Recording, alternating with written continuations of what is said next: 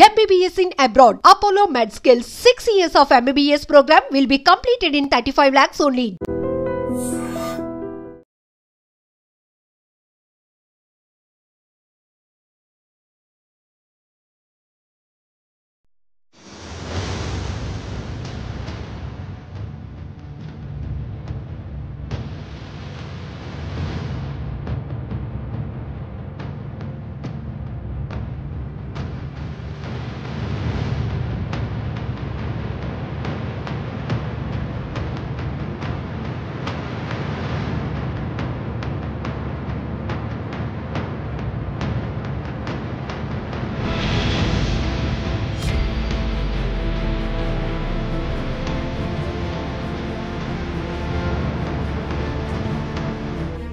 తమిళనాడు జాలర్ల వలకు ఒక అరుదైన చేప చిక్కింది.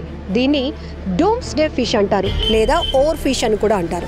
అయితే ఈ చేపను చూడగానే మత్స్యకారులు షాక్ అయిపోయారు. ప్రమాదం ముంచుకు రాబోతోంది అంటూ భయపడుతున్నారంట. ఇంతకీ అసలు ఈ వెల్లువెత్తుతున్నటువంటి ఈ వదంతులకు సంబంధించి సోషల్ మీడియాలో కూడా చాలా ఇంట్రెస్టింగ్ వార్తలు నడుస్తున్నాయి.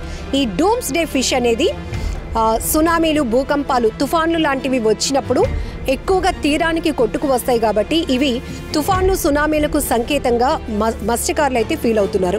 తిరువైకులం తీరంలో వేట కొనసాగిస్తున్నటువంటి మత్స్యకారుల వలకు ఈ చేప చిక్కింది. ఈ ఓర్ ఫిష్ గురించి అనేక కథనాలు కూడా సోషల్ మీడియాలో ఇంట్రెస్ట్గా వైరల్ అవుతున్నాయి. అయితే సైంటిఫిక్ రీజన్స్ ఏవీ లేనప్పటికీ జపాన్లో 2011లో వచ్చినటువంటి సునామీకి ముందు ఈ ఫిష్లు ఎక్కువగా తీరానికి కొట్టుకొచ్చాయి. దానికి సంకేతంగా, అంటే ఇలాంటి సునామీలు, ప్రకృతి వైపరీత్యాలు సంభవించే ముందు ఈ ఫిష్లు ఎక్కువగా కనిపిస్తూ ఉంటాయి, తీరానికి కొట్టుకొస్తాయి. ఈ ఓర్ ఫిష్ని చూస్తే కాస్త భయం వేస్తుంది అనే అభిప్రాయాలు కూడా మత్స్యకారులు చెప్తా ఉన్నారు. అయితే శాస్త్రవేత్తలు మాత్రం ఈ వదంతులన్నింటినీ కొట్టిపారేస్తున్నారు. అనారోగ్యం కారణాల వల్ల కావచ్చు, ప్రకృతి వైపరీత్యాల వల్ల, సముద్రంలో నెలకొన్న వాతావరణ పరిస్థితుల వల్ల మాత్రమే ఈ ఓర్ ఫిష్లు, డూమ్స్ డే ఫిష్లు తీరానికి కొట్టుకొస్తాయి. అంత భయపడాల్సిన పరిస్థితులు అయితే ఏమీ లేవు. కానీ వదంతులు ఏవైతే వస్తున్నాయో, సునామీలు, భూకంపాలు ముందు ఈ ఫిష్లు తీరానికి కొట్టుకొస్తాయి అనే వాటిని మాత్రం శాస్త్రవేత్తలు ఖరాఖండిగా కొట్టిపారేస్తున్నారు. ఏదేమైనా ఇప్పుడు ఓర్ ఫిష్ గురించి పూర్తిగా డీటెయిల్గా తెలుసుకోవాలనే ఆసక్తి నెటిజన్లలో పెరిగింది. సో మనం కూడా కొంత డీటెయిల్స్లోకి వెళ్దాం. అసలు ఈ డూమ్స్ డే ఫిష్ని ఓర్ ఫిష్ అని ఎందుకు పిలుస్తారు? ఇవి ఎక్కడుంటాయి? ఏ చోట తీరంలో ఎక్కువగా జాలర్లకు చిక్కుతూ ఉంటాయి? ఎలాంటి పరిస్థితుల్లో తీరానికి కొట్టుకు వస్తాయి? ఈ వదంతులపై సైంటిస్టులు ఏమంటున్నారు? ఫుల్ డీటెయిల్స్లోకి వెళ్దాం.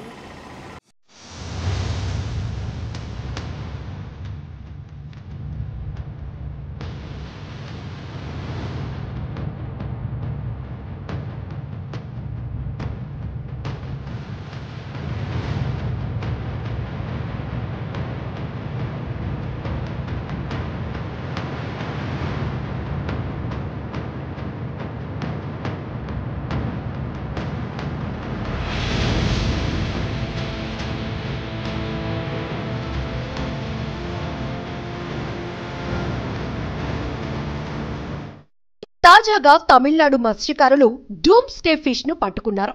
ఇది బయటకు వచ్చిందంటే మరో సునామీ వస్తుందంటూ వదంతులు వినిపిస్తున్నాయి. మరి ఇది ఎంతవరకు నిజం? తమిళనాడుకు చెందిన మత్స్యకారులు తాజాగా తిరువైకులం కోస్ట్ దగ్గరలో ఓ వింతైన చేపను పట్టుకున్నారు. అయితే ఇది చూసేందుకు చాలా పొడుగ్గా సిల్వర్ కలర్ లో ఉంది.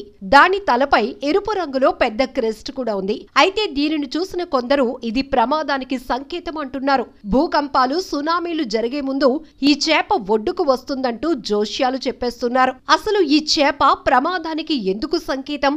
సునామీకి ఈ చేపకు ఉన్న సంబంధం ఏంటి? ఇప్పుడు చూద్దాం.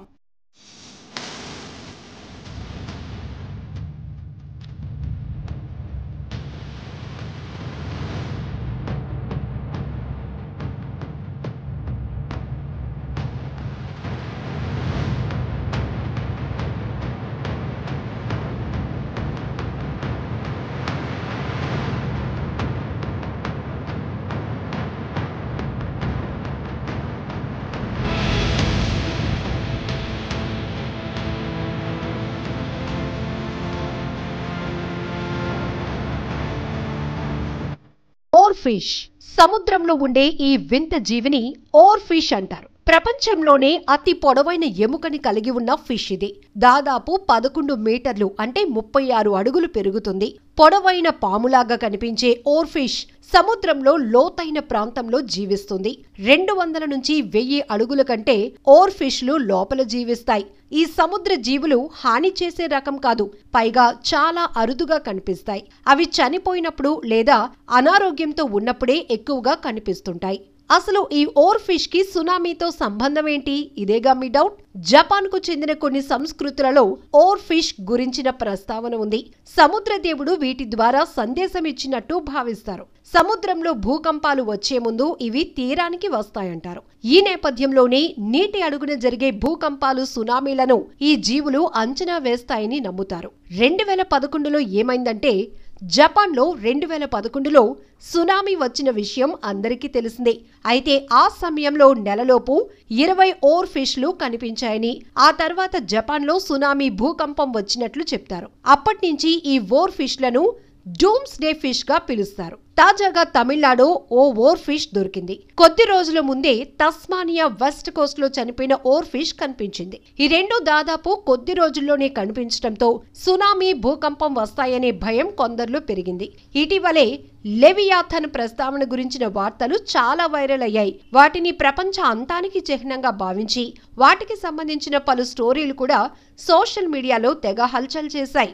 ఇప్పుడు ఓర్ ఫిష్ గురించి కూడా ఎక్కువగా వినిపిస్తోంది. దీంతో సముద్రంలో ఏం జరుగుతోందని, అందుకే ఇవన్నీ వినిపిస్తున్నాయని చాలా మంది భావిస్తున్నారు. శాస్త్రవేత్తలు మాత్రం ఈ వదంతులు తోసిపుచ్చుతున్నారు. ఎందుకంటే వారి నమ్మకానికి సంబంధించి ఎలాంటి శాస్త్రీయ ఆధారాలు లేవు.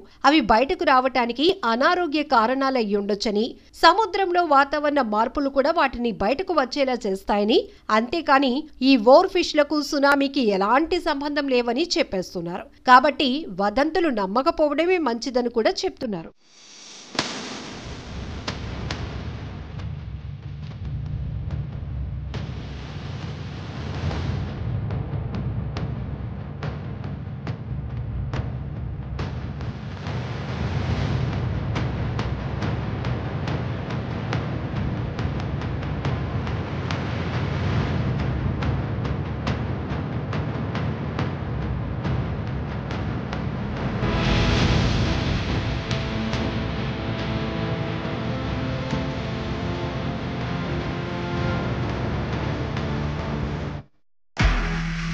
నిజంగా ప్రస్తుతం ఉన్నటువంటి సమాజం దేనికి ప్రయారిటీ ఇస్తుంది?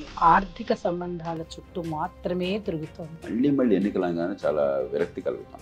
మంచి అనిపిస్తుంది కదా, లేడీస్ కూడా ఛాలెంజింగ్ జాబ్స్ చేసినప్పుడు చాలా బాగుంటది. ట్రాఫిక్ అసిస్టెంట్స్ గా నియమించిన ట్రాన్స్జెండర్స్ అందరితో సాల్యూట్ చేయించుకుంటున్నారు. ఫుడ్ డెలివరీ ఇవ్వటానికి వెళ్ళినటువంటి డెలివరీ బాయ్ అనిల్ పై కళ్ళ ముందు